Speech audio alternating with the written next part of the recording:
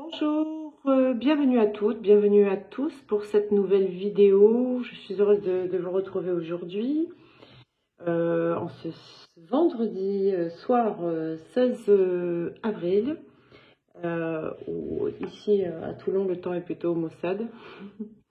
Je vous fais le petit bulletin de météo de Toulon toutes les semaines. Donc ça va être une courte vidéo, mais une vidéo tout de même, d'enseignement évidemment.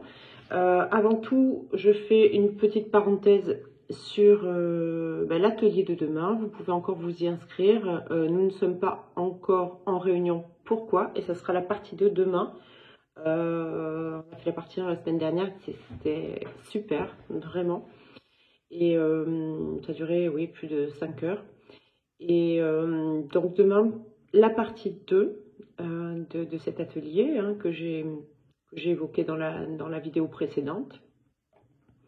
Et donc si vous souhaitez y participer, vous pouvez vous y inscrire en bas de la vidéo en deuxième lien, puisque là il va y avoir le lien de la partie 3. Et sinon, si vous tombez sur cette vidéo la semaine prochaine, dans 3 mois, dans 6 mois, vous pourrez toujours avoir accès au replay si ça vous intéresse. Voilà.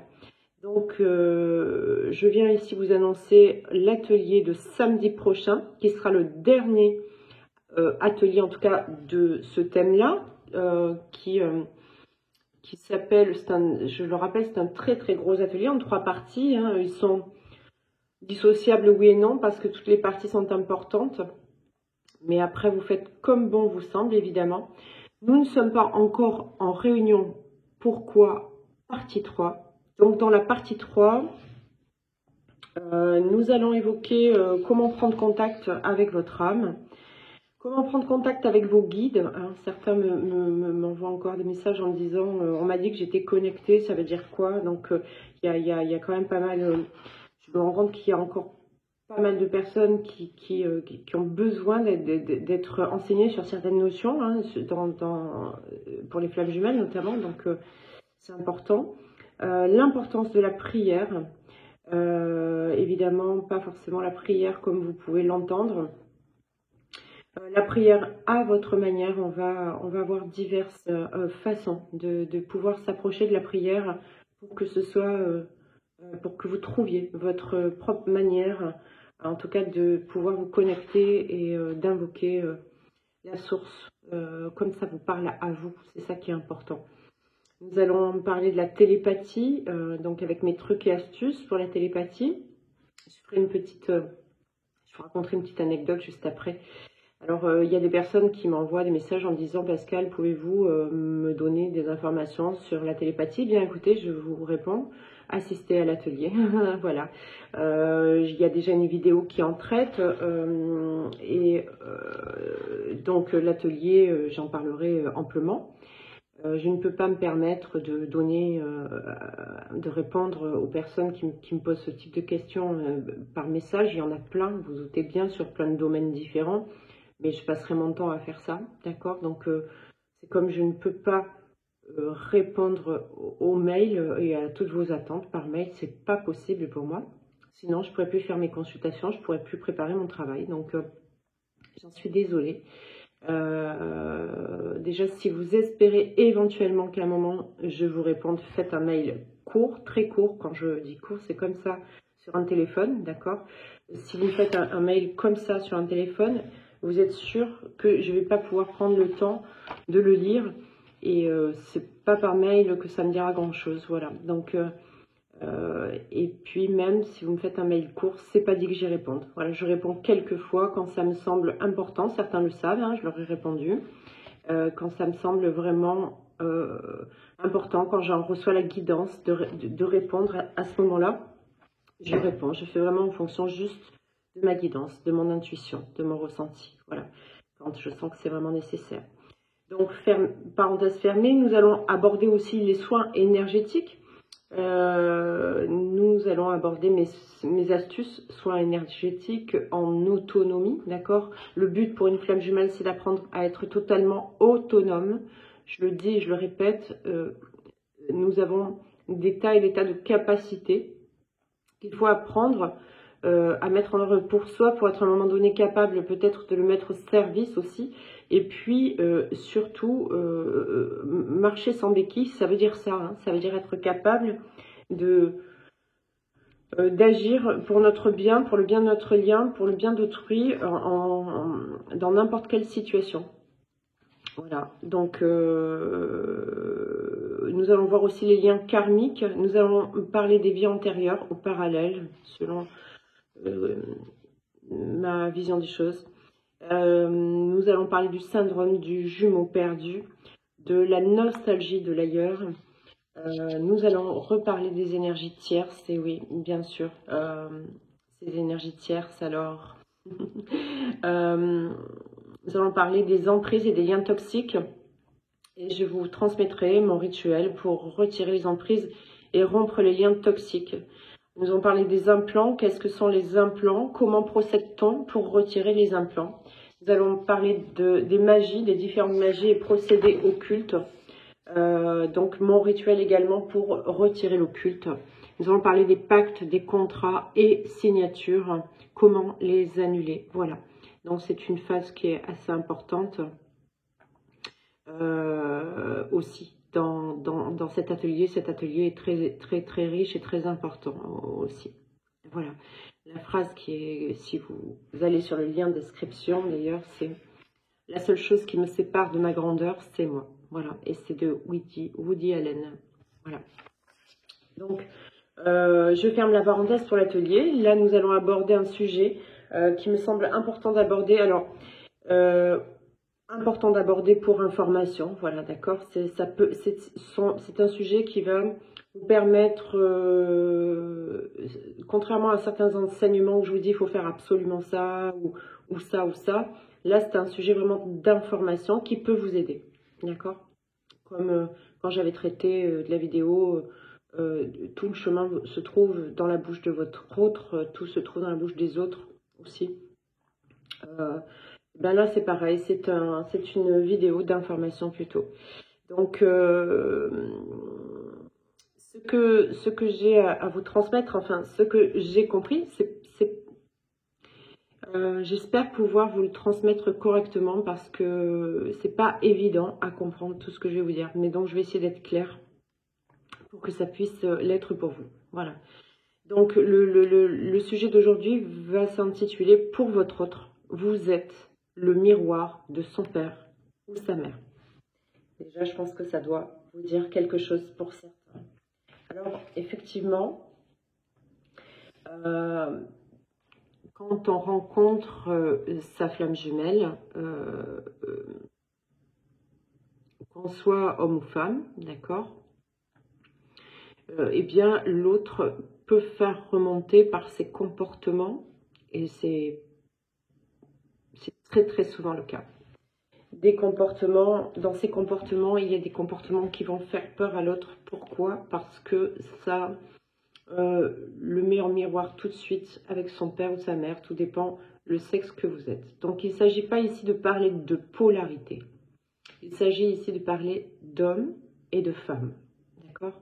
On peut être une femme yin ou yang, un homme yin ou yang. On ne va pas s'occuper des polarités aujourd'hui, on parle soit de la jante féminine, soit de la jante masculine.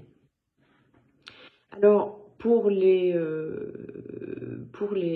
comment dirais-je, pour les homosexuels, eh bien, vous savez mieux que moi, évidemment, dans votre couple, dans votre fonctionnement de couple, qui aura une tendance plus masculine et qui a une tendance plus féminine. Donc, vous adaptez. Voilà. Moi, je vais parler d'hommes et de femmes. Et vous adaptez en fonction de votre situation, bien évidemment. Juste avant cela, je voulais faire vous raconter une toute petite anecdote, comme ça, pour vous dire que je ne dis pas que des conneries. J'avais fait une vidéo qui traitait de la télépathie, enfin, qui traitait de plusieurs moyens de communication, et donc la télépathie avec notre autre est quelque chose qui fonctionne hyper bien. Et hier, j'ai eu quelqu'un que j'ai eu au téléphone pour prendre un rendez-vous. Bref, elle me dit, vous savez Pascal, j'ai fait ce que vous m'avez dit, ce que vous avez dit. en vidéo. J'ai dit, ah bon, et c'est quoi? Elle m'a dit, ben, j'ai parlé d'Amam à mon autre, et je lui ai dit, écoute-moi, maintenant, je t'ai choisi, c'est toi, alors s'il te plaît, fais quelque chose, moi un signe dans la matière, appelle-moi, fais quelque chose. Et elle me dit, bah, le lendemain, il m'a appelé. Voilà, c'est aussi simple que ça. Voilà. C'est simple comme bonjour. Alors évidemment, dans ce petit exercice, bien sûr que je ne peux pas dire que c'est marché pour moi dans 100% des cas. Une fois sur 5 peut-être, ça ne marchait pas. Mais parce que sur le une fois sur 5, cette fois-là, il y avait une attente réelle. Il y avait, j'étais pas assez connectée à son cœur, j'étais pas assez en ouverture de cœur, donc forcément, ça venait pas. Vous voyez, pour que les choses se passent naturellement et tranquillement, il faut que ce soit simple. Il faut que ce soit dans la foi absolue. Et à partir de là, tout peut fonctionner. Et c'est comme ça pour tout, d'ailleurs. Dans les ateliers, je vous apprends à être simple dans tout ce que vous faites. Il n'y a rien de compliqué. Rien. Bref, donc on revient à notre vidéo d'aujourd'hui qui est intitulée « Pour votre autre, vous êtes le miroir de son père ou sa mère ». Donc quand vous vous rencontrez, évidemment, une des grandes peurs qui font qu'il va y avoir une distanciation, souvent, c'est que, hormis l'énergie que ce lien déploie, il va y avoir, alors au début, lune de miel et blablabla, tout va bien, d'accord, mais après, vous allez commencer à adopter des comportements qui font penser à l'un des parents. Donc, si vous êtes une femme, et que votre autre est un homme, vous allez avoir des comportements similaires au comportement de sa mère. Certainement d'ailleurs, de là tient-il peut-être ses plus grandes souffrances. Donc, inversement, cet autre, vous êtes toujours une femme, votre autre est un homme,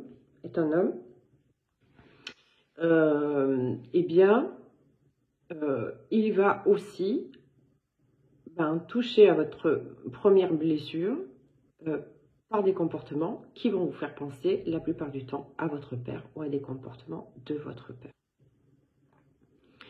Donc, aussi, au sein du couple FJ, de la relation, il se passe donc ces mêmes effets miroirs. Donc, si, je vais donner des exemples après pour que vous compreniez mieux.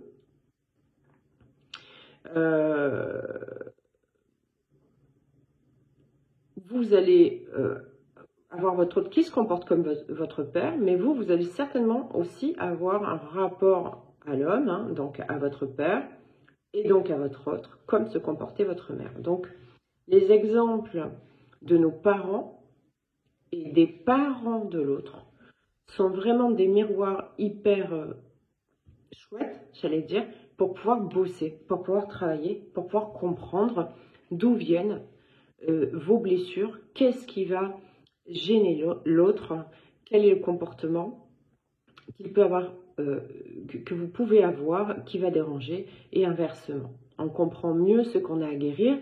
L'autre, de toute façon, est un miroir pour nous montrer ce que nous avons à guérir. Donc, voilà. Alors, je vais vous donner un exemple. Imaginons que vous êtes une femme, que vous souffrez de la blessure de rejet parce que votre père ne vous a pas désiré et que votre père, de surcroît, a eu des aventures, n'a pas forcément été fidèle, ou tout du moins vous le pensez, et que donc il a fait preuve de rejet à votre rencontre. Inversement, donc en face de vous, vous avez votre autre, lui, par contre, il a été abandonné par sa mère et qui a aussi été infidèle. Et Et donc, il a manqué de mère, il y a eu une dépendance affective, etc. Qu'est-ce qui va se passer? Dans votre lien, votre autre va vous rejeter. Ça, c'est la première des choses, parce que vous avez besoin de guérir cette blessure. Donc, il va ressembler certainement pas physiquement. Parfois, ça arrive même physiquement. Mais même si ça ne ressemble pas physiquement, dans les comportements, il y a le comportement de rejet de votre père. Et il va avoir peur, lui, une peur bleue, que vous l'abandonniez. Et c'est probablement ce que vous allez faire, parce qu'à force de rejet, vous allez peut-être le quitter. Donc, vous le remettez face à ce qu'il redoute le plus, c'est-à-dire le comportement de sa mère. Et ça, c'est pour les premières blessures. En plus, donc, votre jumeau masculin, eh bien, à l'image de votre père, ne va pas être très fidèle. Va peut-être un peu être volage, hein, un peu courir dans tous les coins de la terre. Et puis, vous-même, peut-être n'avez-vous toujours pas été fidèle jusqu'à maintenant. Ça ne veut pas dire que vous ne soyez pas avec le jumeau, hein, ça ne veut pas dire que l'autre l'est automatiquement, mais en tout cas, il va y avoir des peurs d'infidélité, des peurs de trahison qui font que il va y avoir de la trahison au sein de votre couple. Alors, trahison, oui et non, hein, c'est comme ça, et puis qui trahit, hein, j'ai déjà fait des vidéos là-dessus, mais en tout cas, il va y avoir l'illusion de la trahison qui va s'ancrer en vous et qui va donner toutes les difficultés sur dans cette relation. Voilà, donc c'est hyper important d'aller... alors, si vous connaissez un petit peu la vie du couple parental de votre autre, c'est super parce que ça vous donne plein d'indications. Mais même si vous ne la connaissez pas, vous pouvez vous dire que vous avez certains de vos comportements qui font très peur à votre autre parce que ça lui renvoie par effet miroir. Et inversement, c'est en allant guérir, vous, les blessures que vous avez avec votre père. Ça ne voudra pas dire qu'il ne faudra pas guérir certaines blessures que vous avez aussi avec votre mère.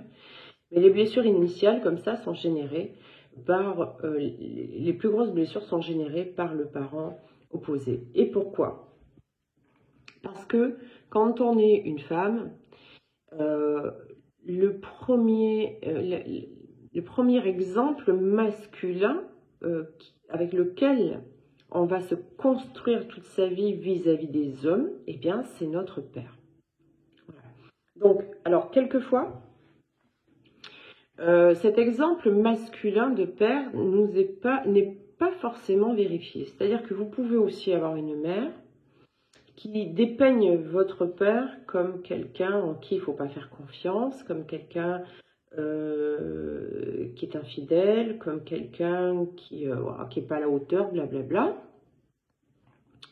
Eh bien, donc, c'est pas forcément vérifié, c'est pas forcément sûr, mais en tout cas, peut-être n'avez-vous pas vécu avec votre père, donc vous n'avez pas toute la vérité, et votre mère va vous dire ce qu'elle veut, et donc vous allez construire votre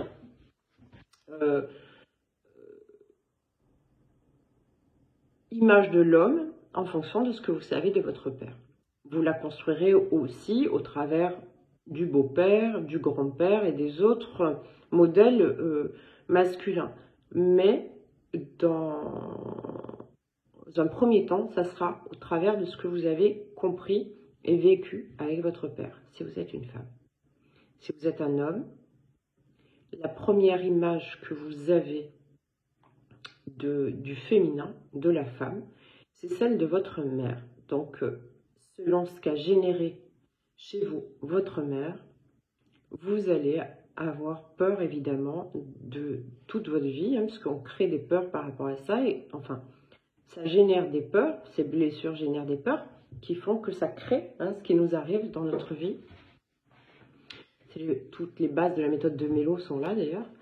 Et donc, votre jumelle, votre autre, évidemment, va avoir des comportements qui vous font penser à votre mère. Et c'est normal, enfin c'est normal, oui, c'est normal parce que notre autre est là pour nous faire guérir de ce qui a été le plus dur pour nous dans notre vie et de toutes même nos blessures, d'accord?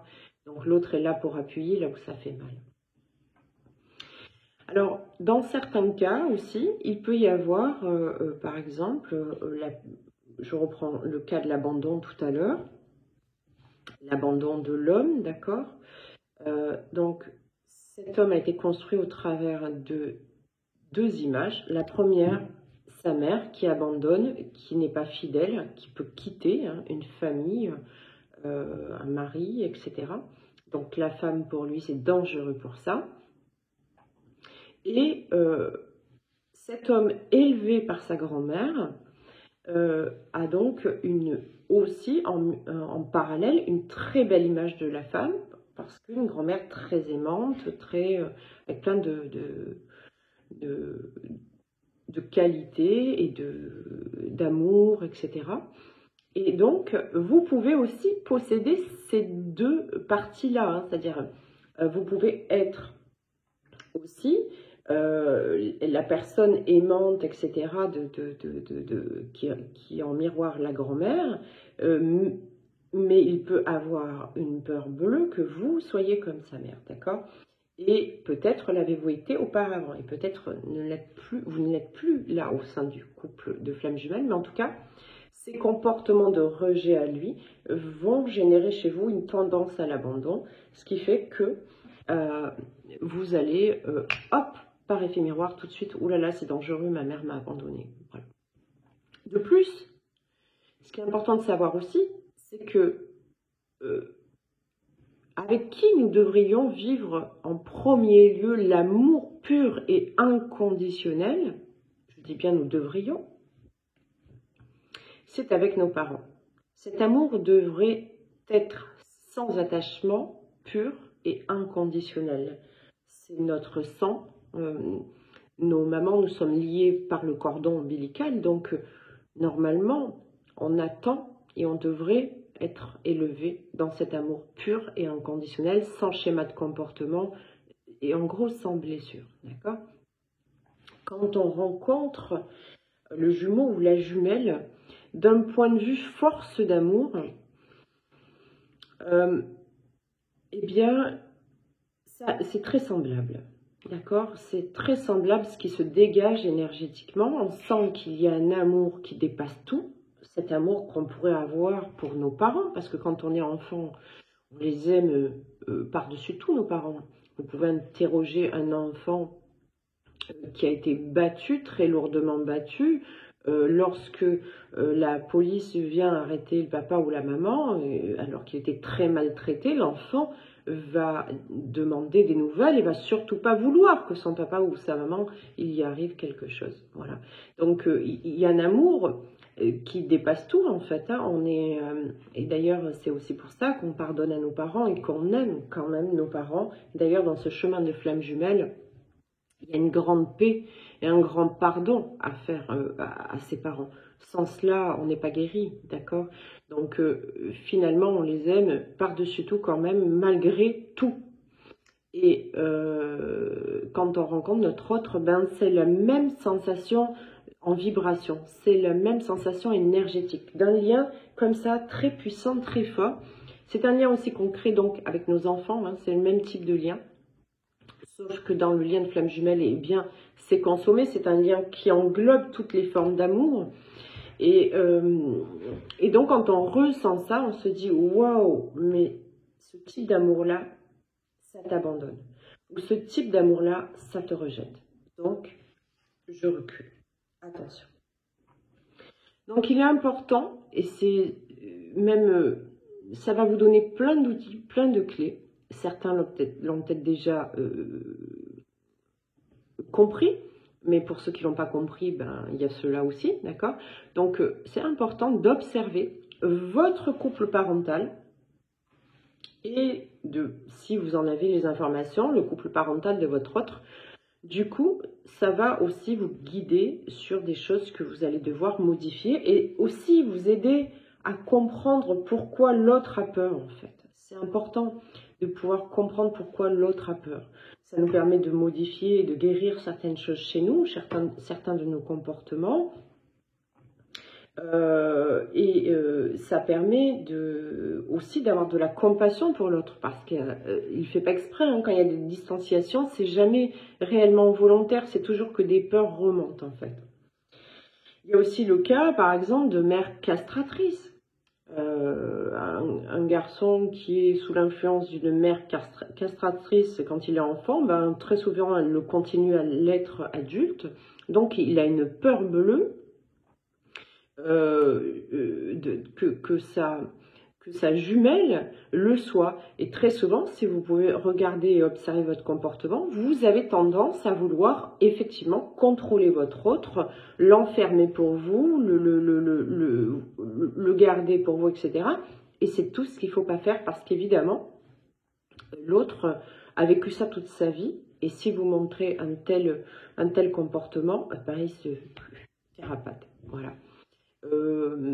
Pareil, donc quand il y a une mère castratrice, en général il y a un père très effacé, très soumis, bien vous verrez que donc dans votre couple vous serez la femme plutôt à vouloir contrôler, plutôt à péter des câbles, à vouloir manipuler un peu votre autre, etc., comme sa mère.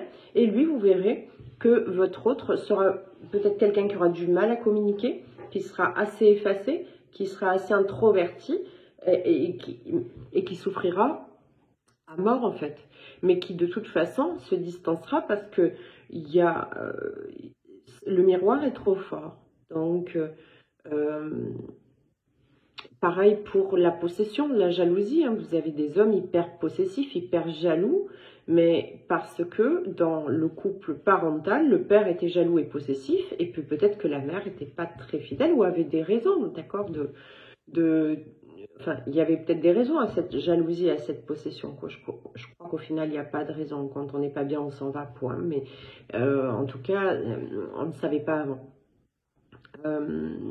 Et donc, voilà, dans votre couple, c'est pareil. Votre autre va être hyper jaloux, hyper possessif. Il va avoir une peur bleue, que vous ayez tendance à aller ailleurs. Et peut-être que d'ailleurs, vous êtes de nature un peu fuyante. Donc, ça ne veut pas dire que vous allez ailleurs, mais du coup, si vous fuyez un peu, si vous ne répondez pas trop au téléphone, etc., qu'est-ce que fait l'autre? Hop, martèle en tête. Et jalousie enclenchée, possession, souffrance, etc. Voilà. Donc, je travaille beaucoup, et vous le savez pour ceux qui me consultent, donc en base avec la méthode de Mélo, qui est une méthode pour aller vraiment dans les mémoires de l'enfance, parce que c'est là où tout se crée, et qui invite donc à faire ce chemin de pardon, etc., pour se libérer de ses mémoires. Et je me rends compte, quand je creuse dans une consultation, très souvent on est aveuglé, hein, on ne l'a pas vu, que c'est exactement le même schéma qui est en train de se produire. Et donc, très souvent, je mets le doigt en posant la question, et entre vos parents, ça se passait comment? C'était comment à la maison? Qui avait le dessus? Qui était plus effacé? Il y en a toujours un qui a le dessus, hein, et un plus effacé.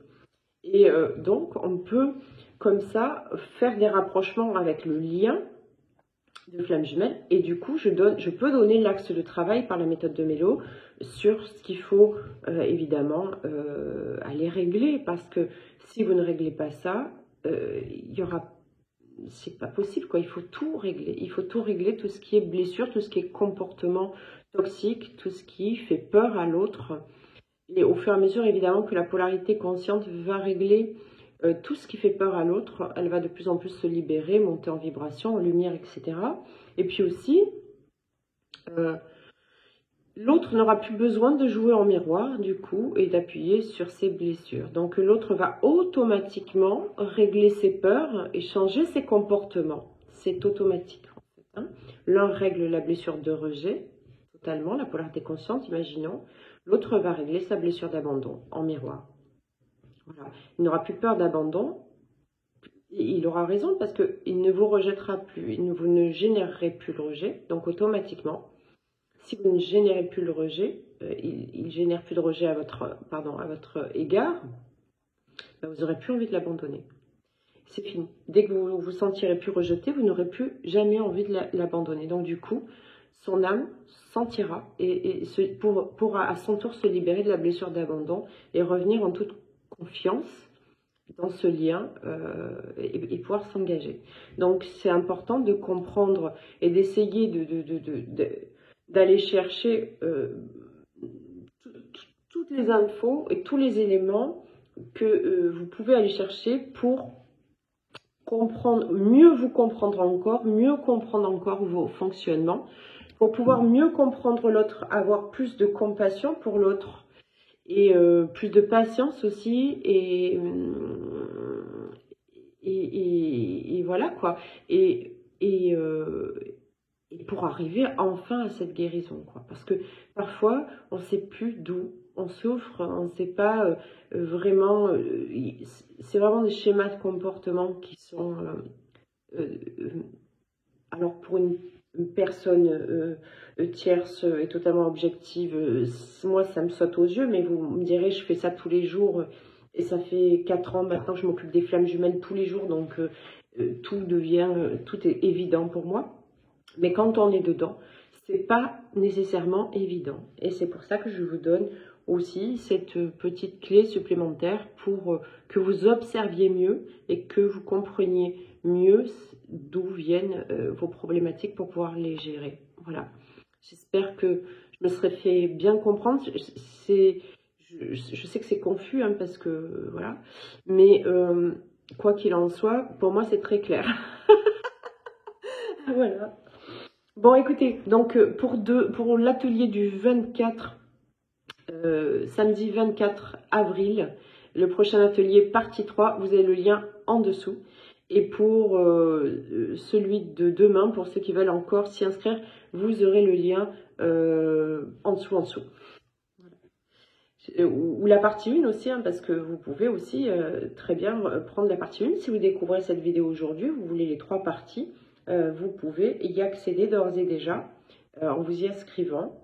Et même si c'est dans 6 mois, pour regarder cette vidéo, dans 2 ans, vous aurez accès à ce lien qui permettra de vous procurer ces 3 ateliers qui sont quand même une mine d'or, voilà, d'informations et d'enseignements. Il fait froid, hein, vous me voyez frotter les mains comme ça, ben, j'ai pas chaud, je dois vous dire que sincèrement, ce ne sont pas des températures du tout de saison pour ici, le sud de la France. On devrait déjà être au moins à des 20 degrés, voilà, 20 degrés, 22 degrés tous les jours. Et c'est loin d'être le cas. On est entre 11 et 15 pour les jours les plus beaux. Beaucoup d'humidité, beaucoup de pluie. Je pense que c'est une grande épuration qui se fait. Voilà, donc la pluie est toujours bien parce que ça épure aussi. Donc c'est bien comme ça. Voilà, pour ceux qui ont pris la deuxième partie, je vous dis à demain. Pour les autres, eh bien écoutez, c'est à votre disposition sous la vidéo. Vous avez tous les liens. Et bien sûr les liens de tous les ateliers que j'ai fait jusqu'à maintenant. Je vous souhaite un très bon week-end. Prenez soin de vous et je vous dis à très vite. Bye bye.